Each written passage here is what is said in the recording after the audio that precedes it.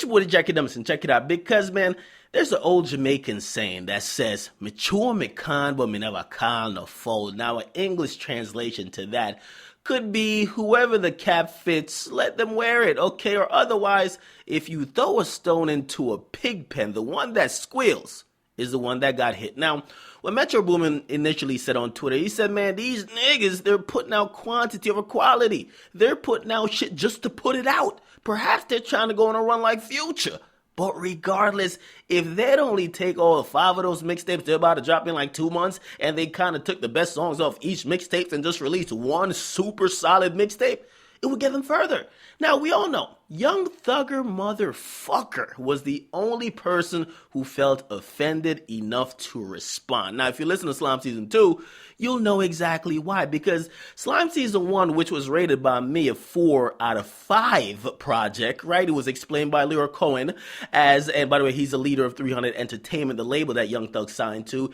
He explains Slime Season 1 as a really just naming a project that could have a compilation of tracks, whether they were old or already leaked, and it could be on a complete body of work for fans to kind of really have a reference point, right? I like Slime Season 1. It was cool. It was dope. But Young Thug, as I've noted, he's trying to get some traction, man. He's really trying to get a hit song to launch into a album release mode. We saw Fetty Wap. He just went sailing past Young Thug. He got like 4 hit songs. His album came out, right? Young Thug is still looking for that hit, since he signed to 300 Entertainment, that could propel him into releasing an album. So right now, he's throwing a lot of shit against the wall, hoping that it sticks. Now, this tape, Slime Season 2, is 22 tracks on it, and I can tell you right now, man, this might break some of y'all hearts, all the bays and the lovers of the world, but I ain't gonna lie, I'm only feeling 8 of them, all right? The rest, they do nothing for me. And now, no, let me tell you this, right? Because I've said this about rappers, I've said it before, I know a lot of people get offended, but the truth is the truth, okay? It's worse to be mediocre than to be garbage. You know why, man? Because garbage at least gets talked about. It gets clowned. But average, nobody talks about it. Nobody talks about the person who came in 4th or 5th. People talk about the person who came in 1st and the person who came in 8th, which was last.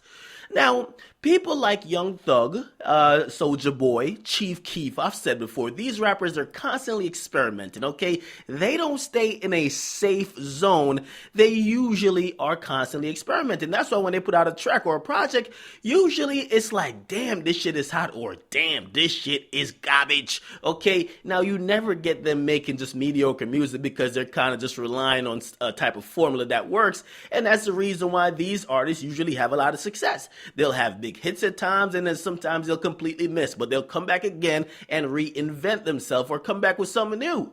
Now, just like in life, man, if there's no risk, there ain't no reward, okay? And I was disappointed by this tape, by the standards that we, the fans, have gotten used to and kind of created for Young Thug, because he sat in a groove, man, the entire tape for the most part. I mean, he gave us a bunch of average music, and average just isn't worthy of discussion, because let me tell you, man, we talk about really bad and we talk about really good. Average, we just, listen, Troy Average, we barely talk about him. Come on now, let's be honest. When do we talk about Troy Average's music, okay?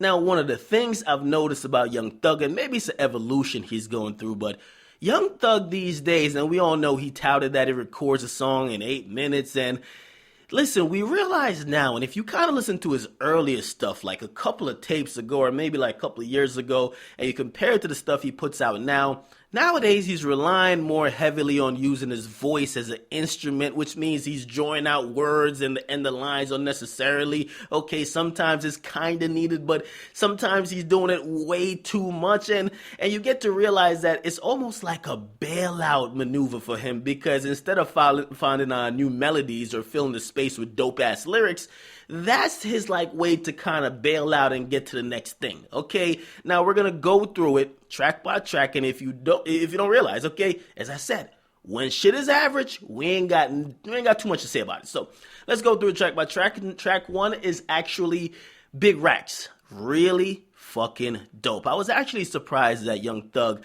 actually he embraced Lil Uzi Vert, which is If you guys don't know, that's a rapper from Philly. To me, he's about like Young Thug 2.0, and Young Thug kind of embraced him. They got a track together, Big Racks. I love it. Dope ass track. So the tape starts out good.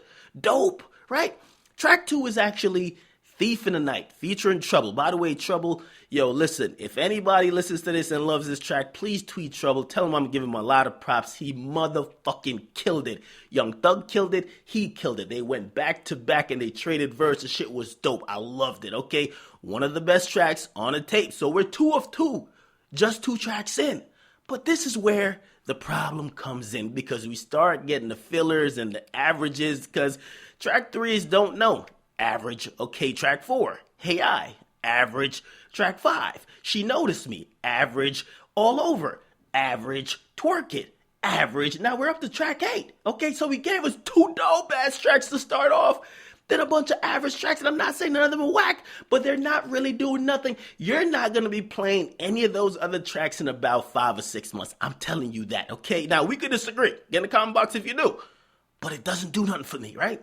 Now, we're at track 8, which is Phoenix. It's kind of getting a little bit warmer, okay? But still a little bit average. Getting a little bit warmer.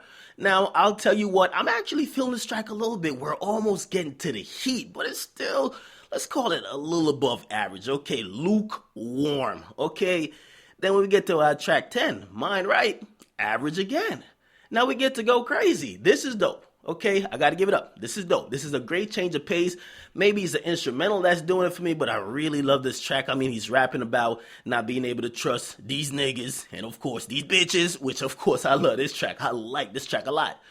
Now, track 12, Pull Up on a Kid. Very dope track, very catchy.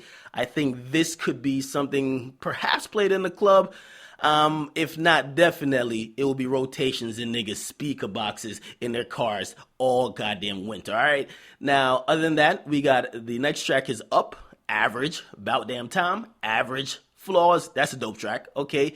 He's slurring a little bit on the hook, but he gave us some dope-ass lyrics, man. As I said, like, sometimes he'll take his hook approach to the actual verses, where he starts slurring so much that he actually robs us of any meaningful lyrics or even meaningful melodies, right? Now, the next track is Oh Lord, average. Okay, Beast, average. Okay, Never Made Love is track 18. This is actually a dope record, but it's an old one. It's a classic London on the track, Rich Hubby Quan, and of course, Thugalicious record. This is that Rich Gang the Tour shit. I'm fucking with this record, even though it's old, but you gotta realize this is a slime season tape, which means some shit's gonna be old. So I'm liking this actual record. Now, track 19, Raw, or Might Just, whatever you want to call it. Dope-ass instrumental, and maybe the change of pace and instrumental on this track again did it for me. I really like this track. Young Thug killed it, all right? Now, track 20 is No, No, No, Cool Song. And when you listen to, if you guys don't know, there's a Birdman feature on it. I thought I was going to have to fast forward it, probably edit it out, delete it, toss it in the recycle bin.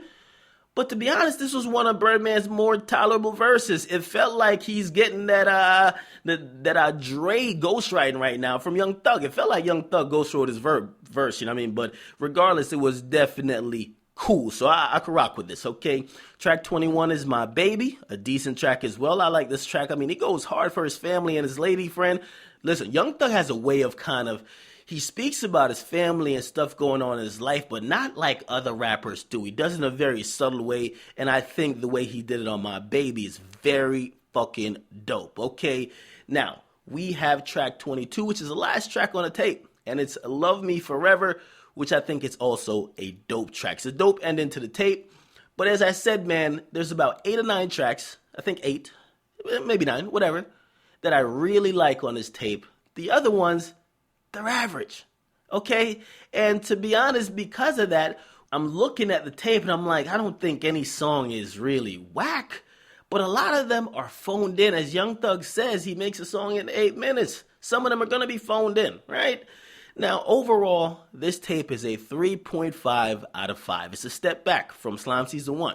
From what I rated Slime Season 1 to this one, it's a step back. Now, he's doing a lot of touring now. He's in Europe. He's going all over the place. And from what I hear, he's holding on to his doper records for his actual album, right? Like, I've been wanting to hear the song Digits. I think that's going to be a dope fucking song, but he hasn't released it. Apparently, he's holding that for the goddamn album, right?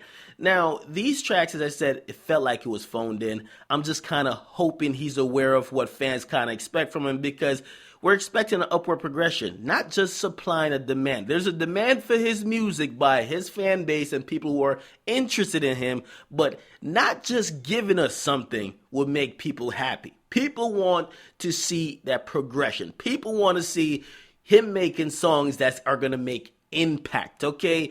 Now, it goes back to what I originally started out with, because if you think about what Metro Boomin said, if you really think about all these like dope tracks by Young Thug that's been spread across a bunch of tapes, if he had it on one single tape, maybe that could do more for him than actually just kind of sprinkling them around with a bunch of average stuff. Okay, so you guys let me know what you guys think. I rated it 3.5 out of 5.